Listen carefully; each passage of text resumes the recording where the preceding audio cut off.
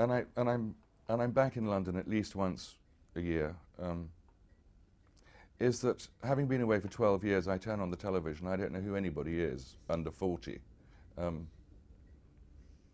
And that's actually sort of exciting. And when they were talking to me about this movie, you know, I said, who else is cast in it? And I actually knew nobody. And that was sort of swell too. I mean, because one of the interesting things about doing this film for me is working with a great raft of young actors. And I think that in the last sort of 20 years or so, there's been so much more film for young actors to do than there was, you know, probably when I was in my 20s here. There were big studio movies, but people weren't really using film for television until, I suppose, the late 70s, early 80s.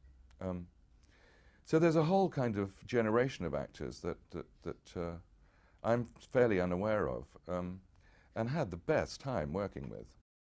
I think Matthew Rhys is a star. I think that's just a matter of time.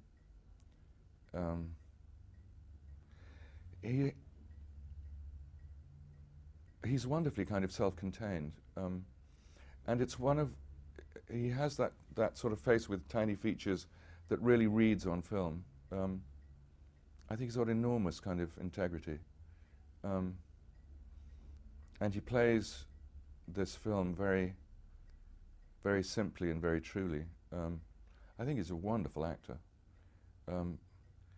Sienna is one of the most beautiful creatures I ever saw in my life.